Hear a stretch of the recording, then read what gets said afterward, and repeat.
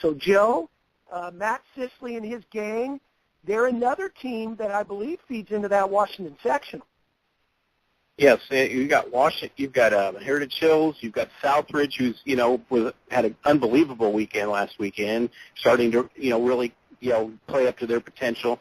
You've got Vincennes, you've got Jasper, who's beat I think 3-0 against teams from the sectional, and it's going to be a good tournament, and I love it because it's at Huntingburg Memorial Gym, and I know you and I have seen many special games at Huntingburg Memorial Gym, and I'll tell you what, just to plug Milling Communications Jasper today real fast, February 15th we're going to be coming out with our special basketball issue, and some of the things we have in store, we also list some of our favorite games we've seen in Huntingburg Memorial Gym, and it's just a special place, and there's something about being in there. It's, other than, usually you don't like facilities of other schools, but there's just something special about Huntingburg Memorial Gym for those of us who attended those Southridge sectionals back in the single-class era. Yeah, and as we get closer to sectional, we'll talk about it. And I do want to apologize. I said the Washington sectional. I forgot that they alternate those two sites, and it is at Southridge, and that makes it really exciting. Heritage Hills doesn't have as far to go. Jasper doesn't have as far to go.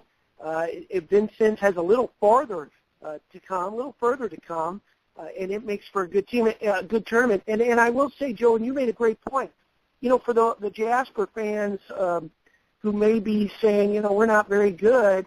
Well, I don't know if you're good or not. I mean, you have beat Vincennes Lincoln, and you have beat Southridge. Southridge is 9-4. Vincennes, of course, has a pretty solid team. They're 11-4. You have beat two of the main teams that feed in to that tournament site. You've got Heritage Hills coming up. And, Joe, I did have that on my list.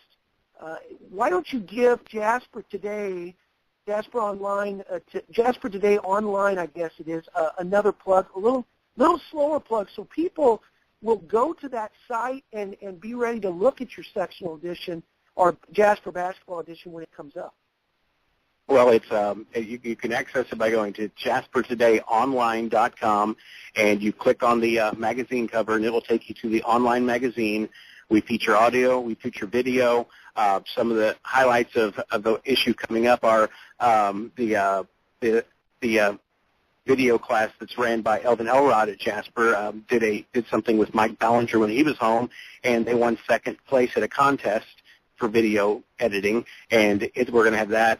We're also going to be having a special roundtable that Coach K will be hosting with his father, Coach Ed Schulteis, Kevin Manley, Slick Weber, a couple other players if they can make it, and they're going to talk about the 1972 season, which was a very special season.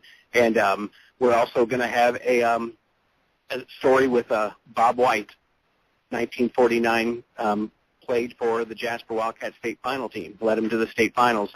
And there's going to be all kinds of great things in there. And we're putting out, that will be our 18th issue we've put out, and it just keeps growing and growing. And if you like Jasper, you got to be looking at Jasper Today, because it's all about what's good about Jasper and the people inside it, and also the people that have moved away.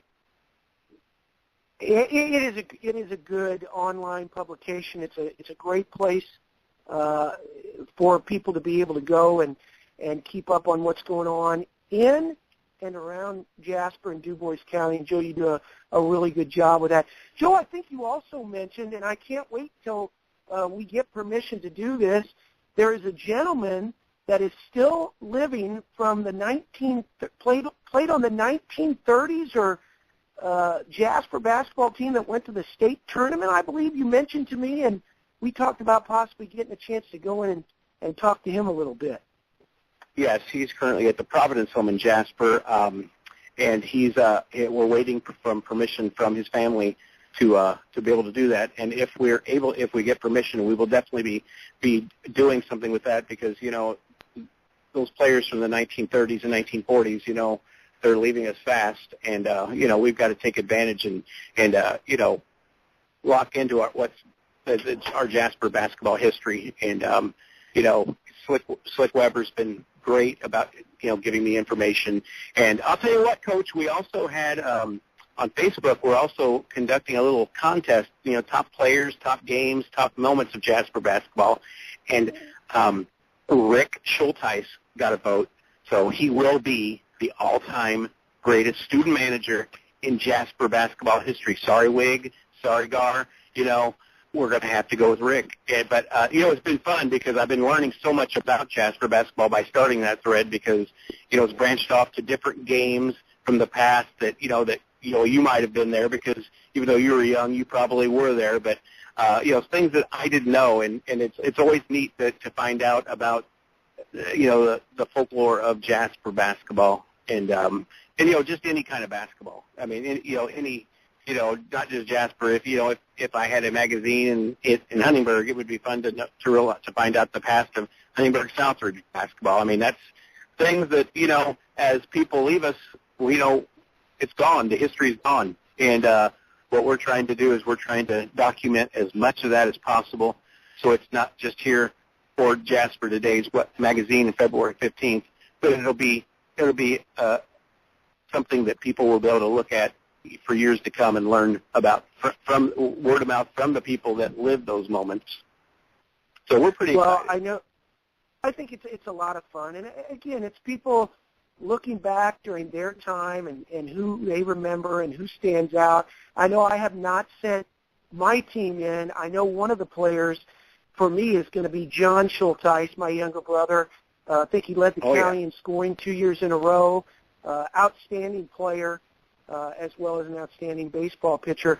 But actually, Joe, what I could do is I could put in my all-time team as John Schulteis, Jim Schulteis, Ken Schulteis, Don Schulteis, and Eddie Schulteis, who only played a couple years, but I could have an all-time 5 made up of the Schulteis brothers.